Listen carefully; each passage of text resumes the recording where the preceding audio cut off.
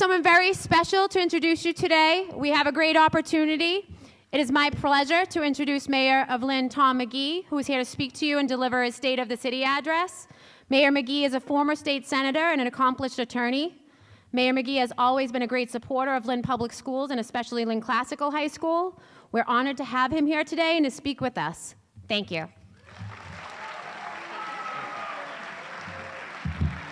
Thank you. Thank you very much. More importantly, my wife is a Lynn Classical Ram graduate, so, right?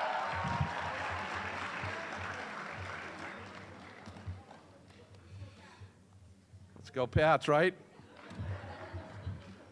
It's kind of focused on other things. The Patriots had a great win Sunday night, so I know we all got a chance to enjoy it, right? You can cheer for the Patriots, right?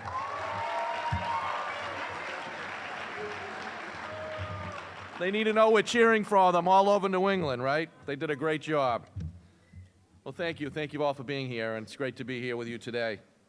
I want to thank you, Principal Dunn, for bringing us all together today. And again, I'm honored to have some time to speak with all of you.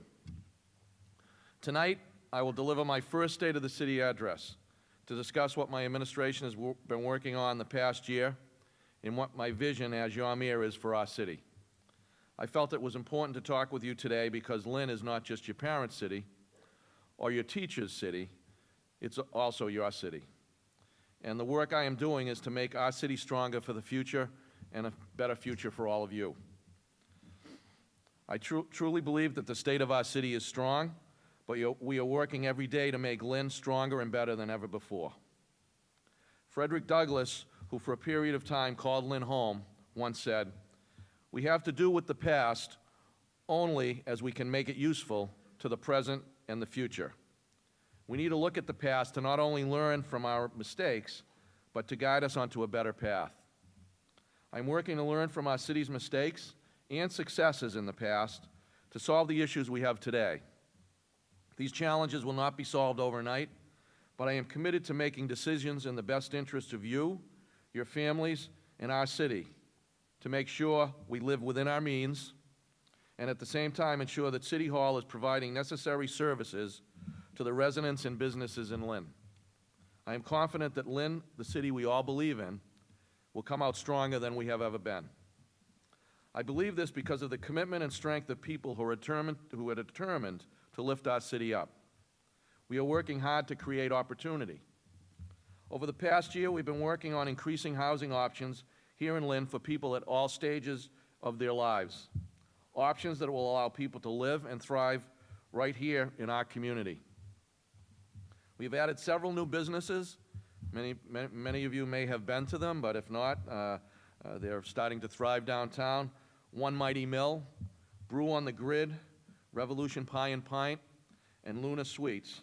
They're all part of the growing number of restaurants which have become staples in our downtown.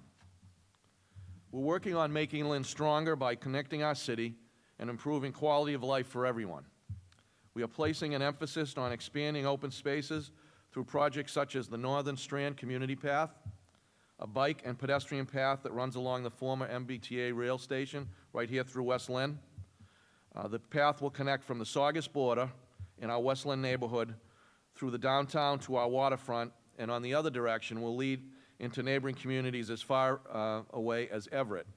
And there's future expansion that's planned that will allow you to get over a pedestrian and bike bridge all the way into Somerville at Assembly Square. We need to make sure that we are building bridges, not barriers, so that everyone who lives here can feel connected to our city as a whole. Increasing the connectivity of Lynn also involves improving the walkability of downtown. We will build on the momentum of the Beyond Walls Festival and Downtown Lynn Cultural District. As new businesses continue to open, as developments continue to break ground, and new proposals and ideas become a reality, we will enhance the experience for all people who live, work, or visit a reinvigorated Lynn. I'm also continuing to work on an issue I have been fighting for my entire career: better public transportation options for all of us. I believe that we cannot truly succeed without robust, reliable public transportation options. I am hopeful that the steps that the state has taken this fall will bring us closer to a Blue Line expansion to Lynn, a regional rail system that works for everyone, reestablishing ferry service from Lynn to Boston and beyond, and overall enhancing the quality, affordability, capacity, and reliability of public transportation for our city. Part of creating opportunity is investing in our schools, in you and your education. The teachers and faculty of the Lynn Public Schools go above and beyond to prepare you for the next stage of your life. They make the best of existing physical learning environment and classrooms, but I know that our students deserve better. I know that you deserve better. I'm committed to invest in improvements in our school buildings so that you have the right tools for a 21st century education at your fingertips. And while improvement to the schools are paramount, it is the spirit of our Lynn school community that shines brightly and overcomes all of those obstacles. You are a part of an incredible group of young people who have seized opportunity and are reaching for the stars. I want to take this time to commend you for your volunteer work within the classical community, as well as the Lynn community. The Coach program is an excellent example of your commitment and compassion towards each other and celebrating each other's differences. I'd also like to highlight the work of the Interact Club, who, in partnership with the Lynn Rotary Club, regularly serves our most vulnerable populations. Congratulations on that good work. These are accomplishments we should all applaud and be proud of. And I know there are countless other successes here at Lynn Classical and at all the schools around the city. Celebrated author and poet Maya Angelou said, "We can learn to see each other and see ourselves in each other and recognize that human beings are more alike than we are unalike." Every time I have a chance to talk with students, I am inspired and impressed with all you have accomplished and the goals you have set for yourselves. We have 93 countries represented in our schools by students and their families, and 42 different languages spoken. It is your stories, your background that makes up the fabric of our city. And as you weave your path, you make our city stronger and more vibrant than ever before. The education you're receiving here is preparing you to not only reach your goals, but exceed them. Whenever you are going into whether you are going into the workforce or the military, getting advanced technical training, or have decided to go to college, you can and will meet every challenge you face. Everything is before you, and I am looking forward to you taking on roles as leaders in our community because you are Lynn's future. In order for you and for Lynn to succeed, we need to make sure that we are building bridges, not barriers, so that everyone who lives here can feel connected to the city. A big part of coming together is making sure that our city government reflects the diversity and the will of our community, and that the people making decisions know the value of our city and are passionate about the future of Lynn. People like our new fire chief, Stephen Archer, who was raised right here in Lynn and graduated from Lynn Tech. Or people like Dan Richards, a small business owner, born in Columbia, who's now serving on the Lynn Municipal Finance Corporation Board. Douglas Gillette, who is a paraplegic and has been an advocate for people with disabilities and who was appointed to the Disability Commission. Son Wooten, an architect who has been heavily involved in our downtown cultural work and is now an associate member of the Zoning Board of Appeals. Or someone else you may be more familiar with, your superintendent, Dr. Patrick Tutwiler, who has done a tremendous job making sure you are prepared to conquer the future. We have a lot of strengths in this city: our history, our diversity, our community. Lynn is strong because of the promise of our future. Lynn is strong because of you, because of your passions and dreams, because of your hard work and effort. The future of our city is all of yours. Everything I've talked about, from our city's finances to increased housing, improved quality of life, economic development, or enhanced transportation options, it's all part of an effort to lay the foundation now for each of you to be able to live, work, and raise your families right here in Lynn. I grew up here too, and every day I see our potential in our city. I want you to be as proud of Lynn as I am. I want you to see your future here in our city. I want you to know our city is strong, and we are charting a course to make Lynn even stronger. President John F. Kennedy once said, "Leadership and learning are indispensable to each other." Leadership and learning. Never stop learning, and know that you can and will be tomorrow's leaders. We live in very challenging times. I'm sure you're all well aware of that. And I'd like to say in some ways it's similar to when I was in the second grade and John F. Kennedy was the president. I was recently reading David McCullough's book, The American Spirit, Who We Are and What We Stand For.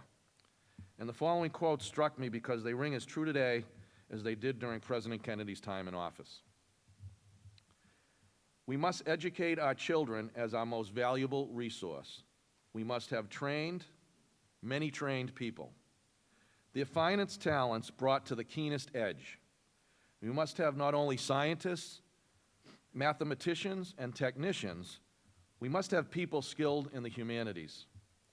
I look forward to an America which will reward achievement in the arts as we reward achievement in business or statecraft. I look forward to an America which commands respect throughout the world, not only for its strength, but for its civilization. For the new frontier of which I speak is not a set of promises, it is a set of challenges. It sums up not what I intend to offer the American people, but what I intend to ask of them. This nation was founded by people of many nations and backgrounds. It was founded on the principle that all people are created equal, and that the rights of every person are diminished when the rights of one person are threatened. The heart of the question is whether we are going to treat our fellow Americans as we want to be treated. The goal of a peaceful world is our guide for the present and our vision for the future. The quest is the greatest adventure of our century. We sometimes chafe at the burden of our obligations, the complexity of our decisions, the agony of our choices. But there is no comfort or security in evasion, no solution in abdications, no relief in irresponsibility. The problems of the world cannot possibly be solved by skeptics or cynics, whose horizons are limited by the obvious realities. We need people who can dream of things that never were and ask, why not? Thank you very much for being here and listening, and I'd be happy to take some questions or concerns or thoughts, but thank you very much. Thank you.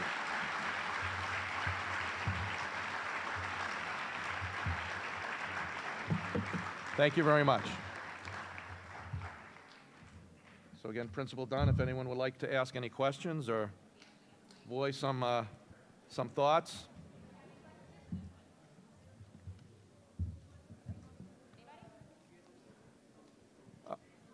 I do want to say that I was here for the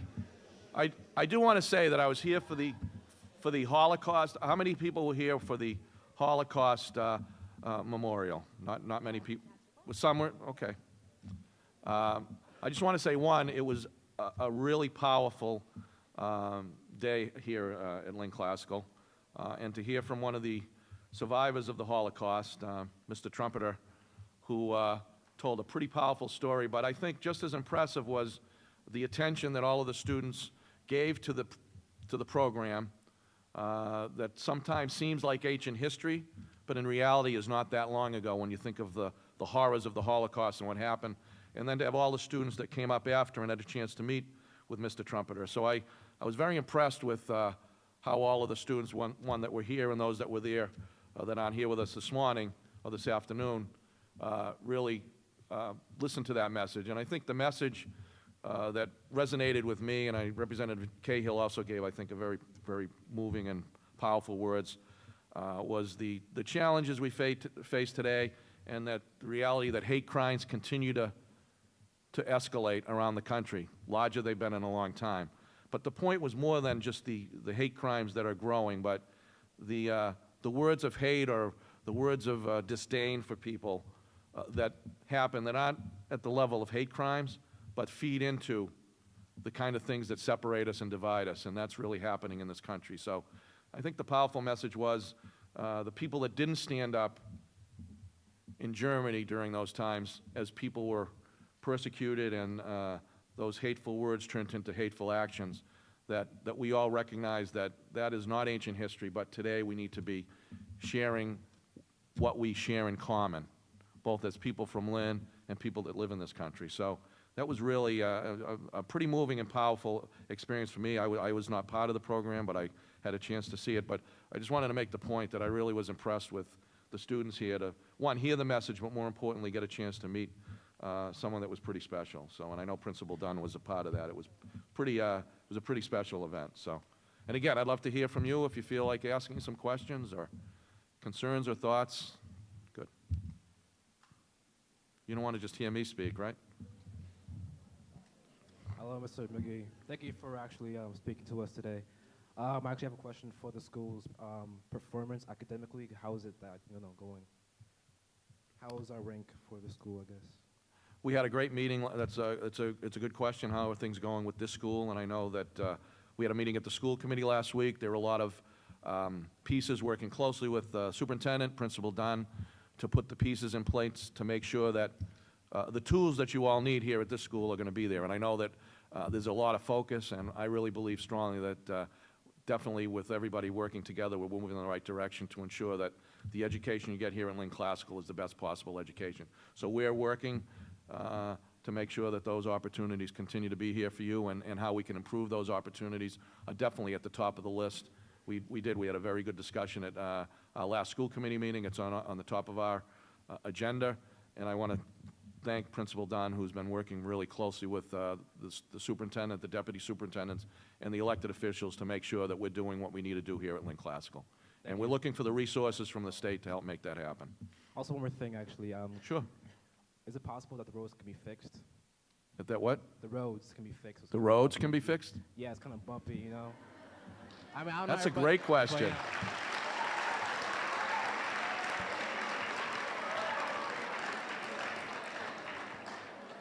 I don't know if all of you know, I was in the Senate. I was the former chairman of transportation for over 6 years. So roads has been one of my priorities.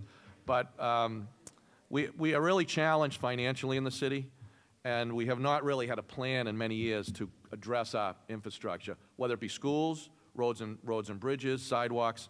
So we are working with the Collins Institute from UMass Boston to help us create a 5-year capital investment plan to look at all of our needs, to create a plan, then hopefully give us a little bit of a roadmap to go in that direction.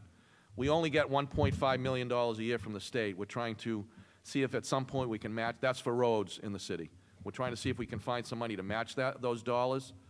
But in the meantime, we have put in a request, and we're actually approved at the preliminary approval, and I'm actually going to speak about this tonight, with the Metropolitan Planning Organization. There are federal and state dollars available for cities and towns to do infrastructure on their roads. So we put in a proposal for $60 million for a complete surfacing, more than resurfacing, complete reconstruction of the Western Ave corridor from the Buchanan Bridge to the Market Basket, to do a complete reconstruction in the Euclid Ave area around the Pickering School. And the third project is a complete reconstruction from Easton Ave to Fayette Street along Essex Street. We got initial approval to that, and we're moving forward. So we are trying to think outside the box to get some dollars in so we can make some investments. We were approved for several Mass Works grants that are going to be improving. Down by the Market Basket, we'll be putting another rotary roundabout in there. That's money from the state. We'll be repurposing. There'll be $5 million being spent where the YMCA, the new YMCA is being built. So we're going to be reworking those infrastructure investments. And the third will be down by the Linway. So we're working on it, but it's a great question. Hi, Mr. Mayor. Would you ever consider putting up lights at Lynn Common Park? Because you can get pretty dark at night. At the Commons? Yeah. We're in the the question is, are we going to be putting lighting up down on the Lynn Commons? We're in the final phase of, again, state dollars. If you've been by there, you can see the work being done. We'll have reconstructed the whole stretch there. When that work is completed, we're going to be looking at the kind of lighting that needs to go in that park, because we'll have spent over $1 million to upgrade the Lynn Common with state dollars. So that is a great question, and we'll be, when that project's completed, the final piece will be trying to bring the fountain back to life and then getting lighting that reflects the quality of work we've done down there. We have a couple over here. Yep. So I was wondering if you guys have any ideas on how to fix like the four-way intersection around Lynn Classical, because every few weeks there seem to be like accidents happening, and if I'm wondering if you guys have any ideas to fix it. That's a good question. That's a great question, right?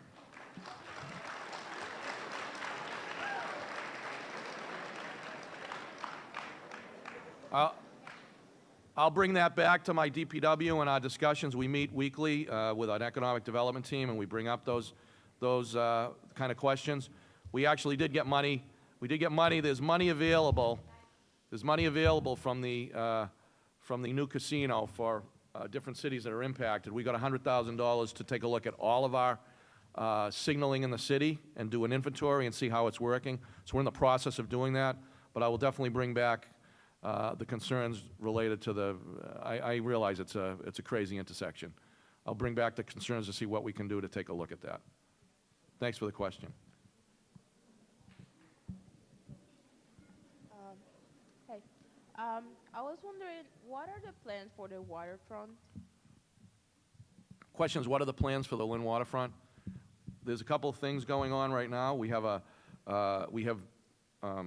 two consultants that are working on our waterfront. One is for a waterfront master plan to create a plan for our whole waterfront. It's about 300 acres. What should the development look like? And that has been a very open public process. We've asked the public for their input, and they'll be coming with final recommendations. The other piece that's just as important is we're doing a waterfront open space master plan. So not only are we doing development, but what kind of public open space that we can all enjoy should be a part of that project. And there are 60 acres, which is a lot of land, that we're looking to enhance with boardwalks, public space, public parks, all along that waterfront. So we are not only looking for development and what the right development would be with, whether it be housing, mixed use, restaurants, shops, the kind of things that I think are important to quality of life. And then we're looking to ensure that there's public space so the community can enjoy. And if you have you can't really get behind Walmart and that stretch of land there. It's one of the most beautiful areas north of Boston. So we recognize that there's great space down there. We need to take advantage of it, and that's the game plan. And when these two studies come in, it will give us the roadmap to start to make some of those plans a reality. We had a question here, and then some up back, I think, Principal Nunn.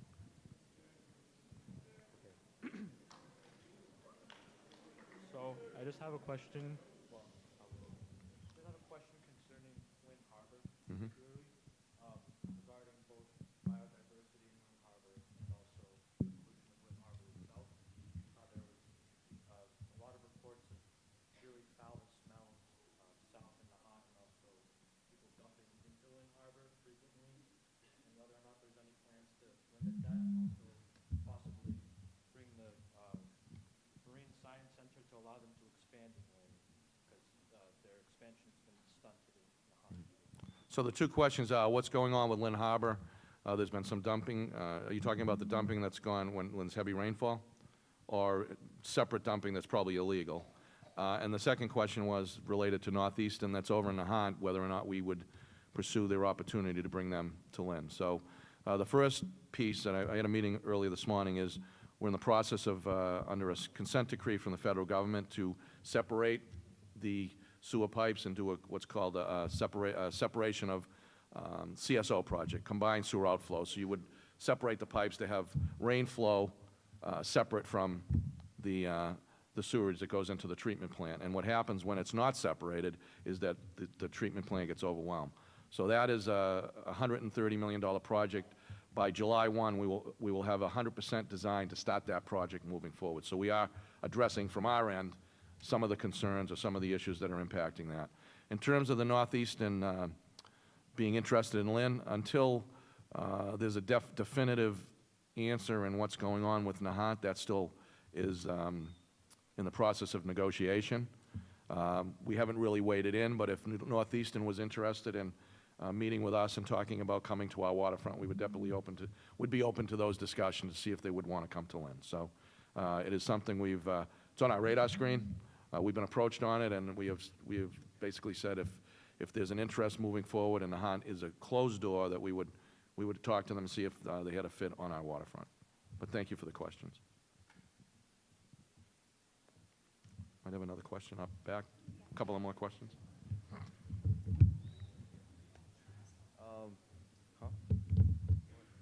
Do you have any plans to remodel? Yep.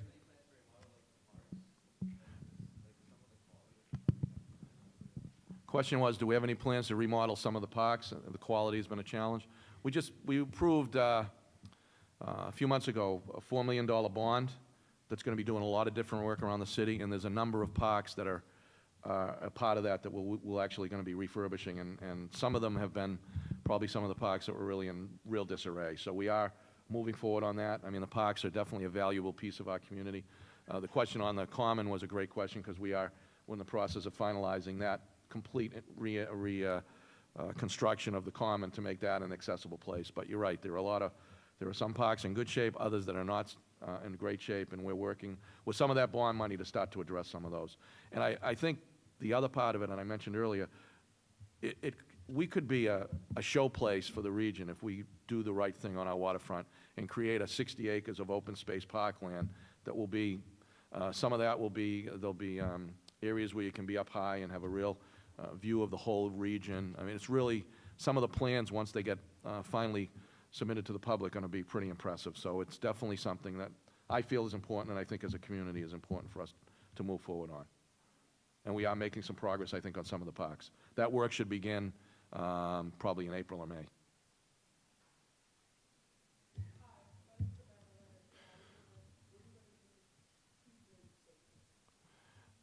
It's a great question.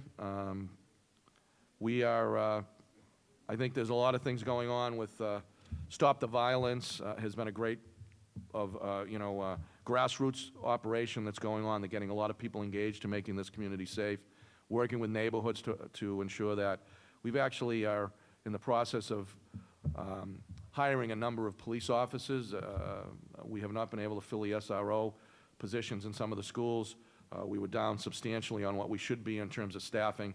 So we got a grant last year to add 9 police officers. We put in this year's budget an additional 10 officers. What we want to do is get the SROs back in the school, which I think is a very popular and supportive program.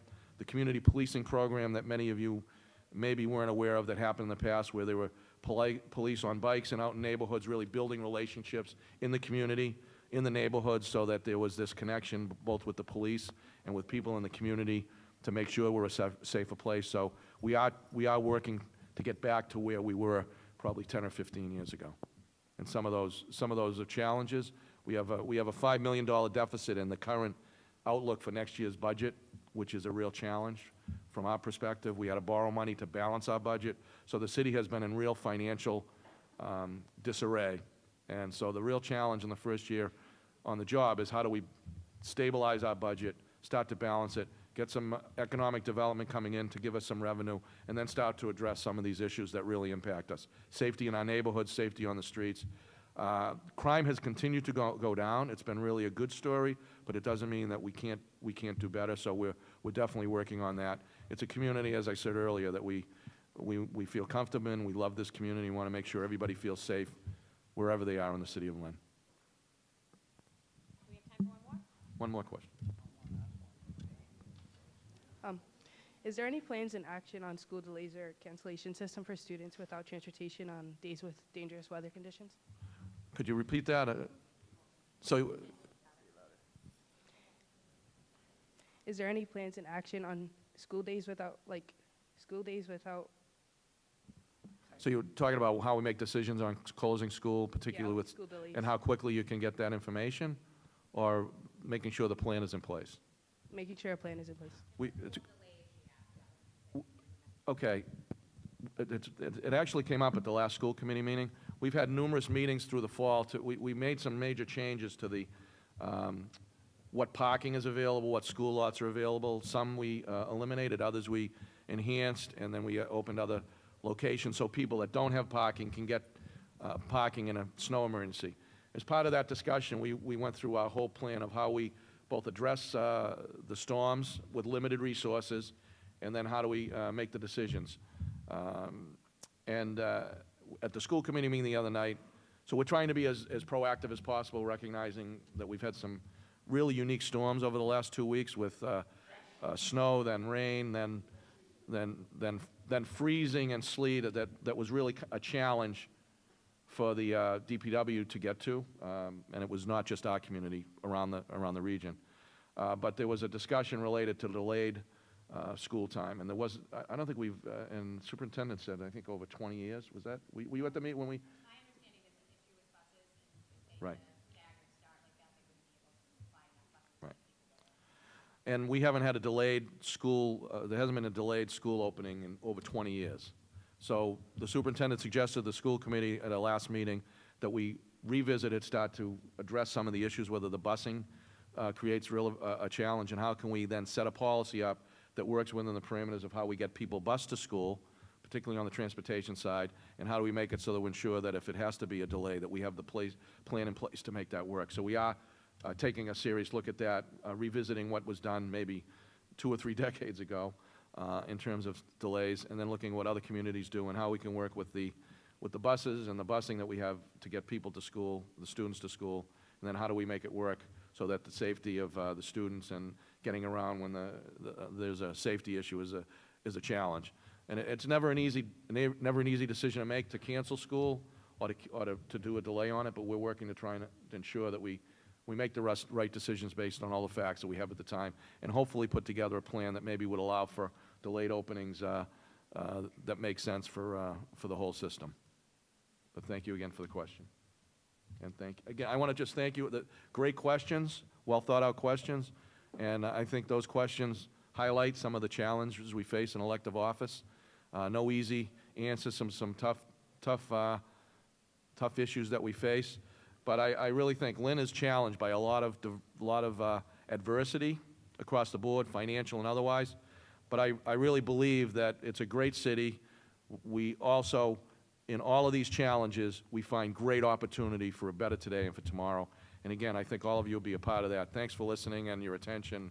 Look forward to being here again soon. Thank you very much.